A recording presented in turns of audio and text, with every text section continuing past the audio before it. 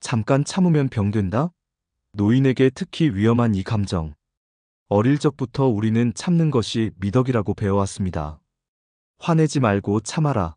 어른은 감정을 드러내면 안 된다. 꾹꾹 눌러 담아라는 말들이 귀에 못이 박히도록 들려왔죠. 그래서 많은 분들, 특히 나이 드신 어르신들은 화가 나도 꾹 참고, 속상해도 내색하지 않고, 억울해도 그냥 사귀는 습관이 몸에 배어 있습니다. 하지만 이 참는 습관이 실은 건강을 서서히 망가뜨리는 시한폭탄이라는 사실 알고 계셨나요? 특히 노년층에게는 더욱 치명적입니다. 오늘 이야기할 주제는 바로 억눌린 분노입니다. 겉으로는 조용하고 차분해 보이지만 속으로는 끓어오르는 감정을 계속 누르고 있다면 당신의 몸과 마음은 지금 비명을 지르고 있을지도 모릅니다. 분노라는 감정은 사실 자연스러운 거예요. 누구나 살다 보면 화가 나고 짜증이 나고 속이 상하는 일들이 생기니까요. 문제는 이 감정을 어떻게 다루느냐입니다. 건강하게 표현하고 해소하면 괜찮은데 계속 안으로만 쌓아두면 그게 독이 되어 몸을 공격하기 시작합니다.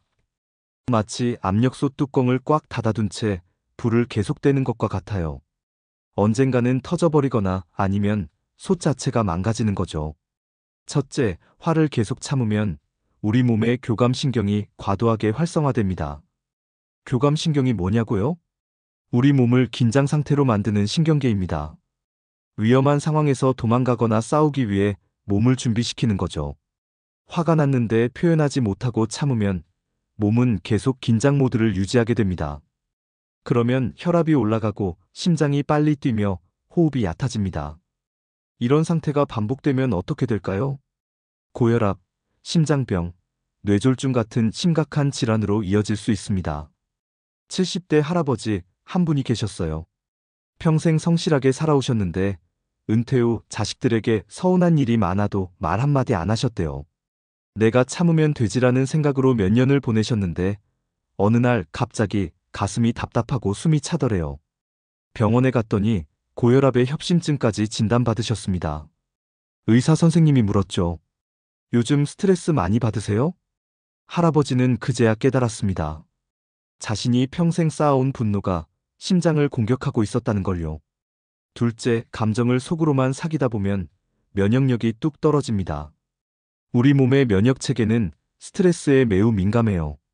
만성적인 스트레스와 억압된 감정은 면역세포의 활동을 방해합니다. 그러면 감기 같은 작은 질환에도 쉽게 걸리고 대상포진처럼 면역력이 약해졌을 때 나타나는 병에도 취약해집니다.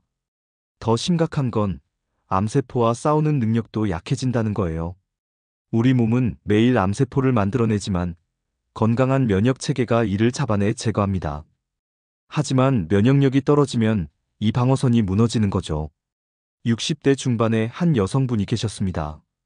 평생 시댁 눈치 보며 살아오셨고 남편과의 갈등도 많았지만 한 번도 크게 화를 낸 적이 없었대요. 그저 속으로 사귀고 혼자 울며 견뎌왔죠. 그런데 건강검진에서 면역력 수치가 심각하게 낮다는 결과가 나왔어요. 의사는 스트레스 관리와 감정 표현의 중요성을 강조했습니다. 그분은 그때부터 상담을 받고 자신의 감정을 일기로 쓰고 가끔은 신뢰하는 친구에게 속마음을 털어놓기 시작했어요. 몇 달 후 면역력 수치가 조금씩 회복되더래요. 셋째, 분노를 오랫동안 억누르면 뇌의 감정 조절 능력이 망가집니다. 뇌는 마치 근육처럼 쓰는 만큼 발달하고 안 쓰면 퇴화합니다. 감정을 계속 억압하면 감정을 건강하게 처리하는 뇌 영역이 제대로 작동하지 못하게 돼요. 그러면 두 가지 극단적인 반응이 나타납니다. 하나는 작은 일에도 폭발적으로 화를 내는 거예요. 쌓이고 쌓인 감정이 엉뚱한 순간에 터져나오는 거죠. 다른 하나는 완전히 무기력해지는 겁니다. 이제 뭘 해도 소용없어라는 생각에 모든 의욕을 잃어버리는 거예요. 이게 바로 우울증의 시작입니다. 한 할머니는 손주들이 놀러 왔을 때 집을 어질러 놓고 가는 게 속상했지만 말하지 못했어요. 손주들이 즐거우면 됐지라고 생각하며 참았죠. 그런데 어느 날 손주가 물컵을 쏟았을 때 갑자기 소리를 지르며 화를 내셨대요. 손주는 울고 며느리는 놀라고 할머니 본인도 내가 왜 이러지? 하며 당황했습니다. 그 후로 자책감에 사로잡혀 아무것도 하고 싶지 않아지셨대요. 이게 바로 억눌린 감정이 만들어낸 결과입니다. 넷째, 화를 참는 습관은 수면의 질을 심각하게 떨어뜨립니다. 낮에 해결되지 않은 감정은 밤이 되면 더 크게 느껴져요. 누우면 온갖 생각이 머릿속을 맴돕니다. 그때 저 말을 했어야 했는데 왜 나한테만 저러는 거지? 너무 억울해 같은 생각들이 꼬리에 꼬리를 물고 이어지죠. 그러면 잠을 이룰 수가 없습니다. 겨우 잠들어도 자꾸 깨고 악몽을 꾸기도 합니다. 심장이 두근거리고 식은땀이 나기도 해요. 수면 부족은 또 다른 건강 문제를 일으킵니다. 면역력이 더 떨어지고 혈압이 불안정해지고 기억력도 나빠집니다. 특히 노년층에게 수면은 매우 중요한데 불면증이 지속되면 치매 위험까지 높아집니다. 한 어르신은 아들 내외와 함께 살면서 매일같이 속상한 일이 있었지만 아무 말도 안 했어요. 밤마다 천장만 바라보며 뒤척였죠. 새벽 3시, 4시까지 잠을 못 이루다가 겨우 잠들면 곧 해가 떠올랐습니다. 낮에는 피곤해서 멍하니 있다가 밤이 되면 또 생각이 많아지는 악순환이 반복됐어요.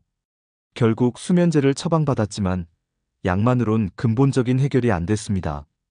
상담을 통해 쌓인 감정을 풀어내고 가족과 대화를 시작하면서 비로소 잠을 잘 수 있게 됐대요.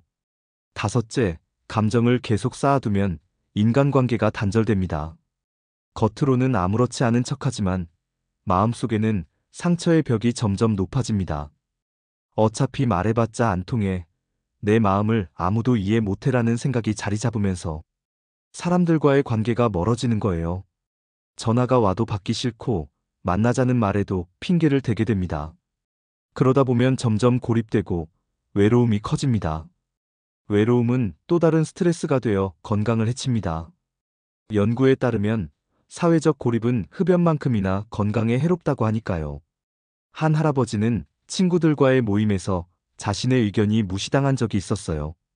그때 화가 났지만 참았습니다. 그 후로 모임에 나가기 싫어지셨고 연락이 와도 몸이 안 좋다며 거절했어요. 몇 달 후 완전히 집에만 계시게 됐고 우울증 증세까지 나타났습니다. 그런데 어느 날 용기를 내서 친구 한 명에게 속마음을 털어놓으셨대요. 친구는 깜짝 놀라며 왜 진작 말을 안 했냐며 사과했고 다른 친구들도 할아버지의 마음을 이해해 주었습니다. 그 후로 다시 모임에 나가기 시작하셨고 표정도 밝아지셨어요. 그럼 어떻게 해야 할까요? 감정을 건강하게 표현하는 법을 배워야 합니다. 화를 내라는 게 아니에요. 소리 지르고 물건 던지라는 게 아니라 자신의 감정을 인정하고 적절하게 풀어내라는 겁니다. 먼저 자신이 화났다는 사실을 인정하세요. 나는 지금 화가 났어, 속상해, 억울해라고 속으로든 밖으로든 말해보는 거예요. 감정을 인정하는 것만으로도 큰 위안이 됩니다. 둘째, 믿을 만한 사람에게 이야기하세요. 배우자든 친구든 자녀든 아니면 상담사든 괜찮습니다. 말로 꺼내는 순간 감정의 무게가 한결 가벼워집니다. 셋째, 글로 써보세요. 일기나 편지 형식으로 자신의 감정을 쓰다 보면 머릿속이 정리됩니다. 꼭 누군가에게 보낼 필요는 없어요. 쓰고 찢어버려도 좋습니다. 넷째, 몸을 움직이세요. 산책을 하거나 스트레칭을 하거나 정원을 가꾸는 것만으로도 쌓인 스트레스가 풀립니다. 몸을 움직이면 세로토닌이라는 행복 호르몬이 나와서 기분이 좋아지거든요. 다섯째, 작은 것부터 표현 연습을 하세요. 처음부터 큰 불만을 터뜨리려면 어렵습니다. 오늘 날씨가 덥네요. 이 음식은 제 입맛에 안 맞아요 같은 작은 의견부터 말해보세요. 연습하다 보면 점점 자신의 감정을 자연스럽게 표현할 수 있게 됩니다. 참는 게 미덕이라고 배워온 세대에게 감정 표현은 어색하고 어려울 수 있습니다. 하지만 건강을 지키고 싶다면, 행복한 노년을 보내고 싶다면 반드시 배워야 할 기술입니다.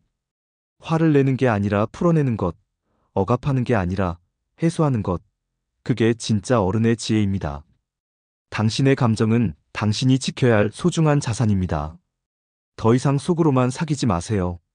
건강하게 표현하고 가볍게 살아가세요. 그게 당신 자신을 위한 최고의 선물이 될 겁니다.